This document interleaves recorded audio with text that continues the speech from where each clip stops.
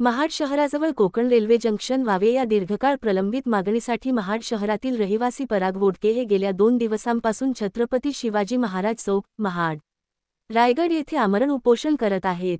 महाड आणि पोलादपूर परिसरातील नागरिकांसाठी हा विषय अत्यंत महत्त्वाचा असून या उपोषणाला प्रशासनाकडून अद्याप कोणताही ठोस निर्णय अथवा सकारात्मक प्रतिसाद मिळालेला नाही।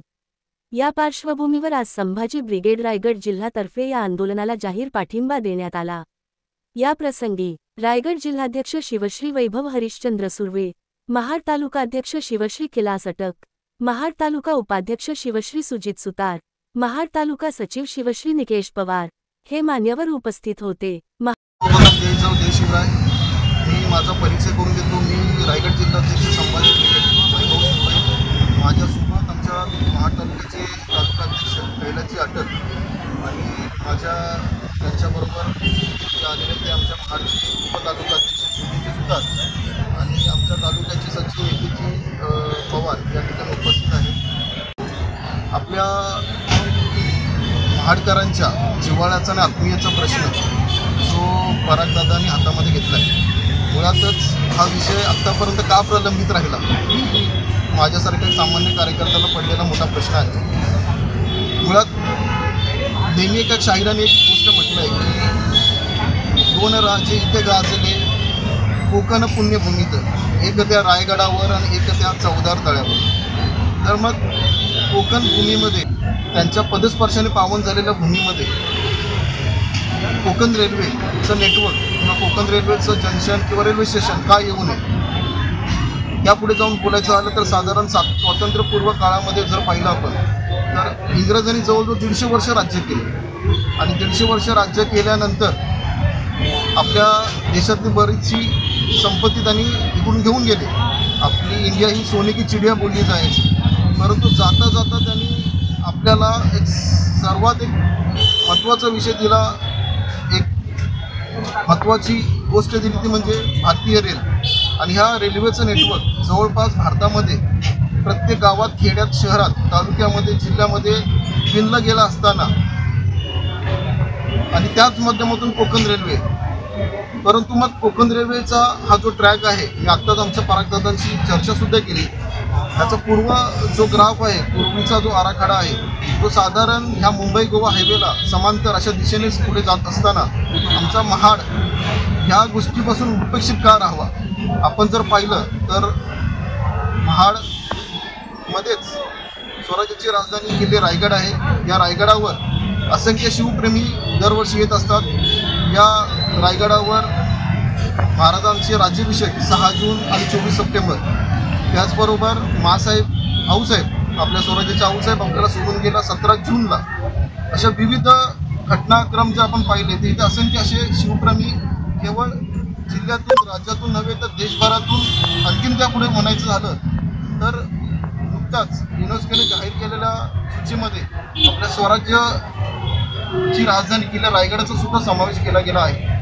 आणि त्यापुढे जाऊन म्हणायचं झालं तर आपल्याकडे अजून एक जी क्रांतीभूमी आहे ती चौदार तळे। या चौदार तळ्यामध्ये 20 मार्च 1927ला बाबासाहेबांनी सत्याग्रह केला आणि या सत्याग्रहाच्या माध्यमातून इथे दलितांना पाणी पिण्याचा हक्क देऊन समानतेचा संदेश हा बाबासाहेबांनी दिला।